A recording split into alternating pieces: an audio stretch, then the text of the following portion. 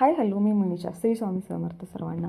मांढरदेवला जाताना हा छोटासा वॉटरफॉल होता आणि नंतर घाटातनं जाताना भरपूर असं धुकं होतं. एवढं ट्रॉफिक होतं की प्रमाणाच्या बाहेर, आणि पुढं गेल्यानंतर काही समोरचं कोण दिसतच नव्हतं, इतकं ट्रॉफिक होतं. ट्रॉफिक पण होतं आणि प्लस धुकं एवढं होतं की प्रमाणाच्या बाहेर असं वाटत होतं की स्वर्गात आलो आहे आपण.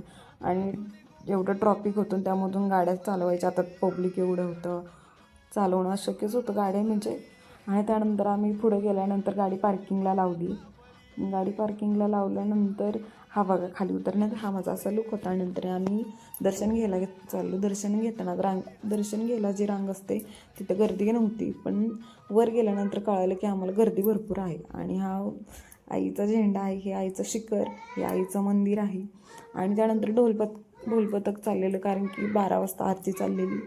आरती चालू होती. नंतर मग आम्ही आरती चालू होती म्हणून दर्शन काय भेटलं नाही, आम्हाला 2 तास थांबावं लागलं. एवढी प्रचंड गर्दी होती प्रमाणाच्या बाहेर, म्हणजे उभं राहायलासुद्धा जागा नव्हती. आणि हे किती वर्ष जुनं झाड आहे हे मलाही माहिती नाही आहे, कमेंट करून सांगा मला. आणि आईचं शेवटी इतकं भारी मंदिर होतं, असं ते त्या मंदिराकडून नजर साठत नव्हती, इतकं छान होतं. हे तेल घालायचं असतं ह्याच्यामध्ये. आणि बाहेरून पण असंच होतं मंदिर, भरपूर गर्दी होती. हा आमचा लूक आहे. आम्ही दर्शन घेऊन आलो बाहेर.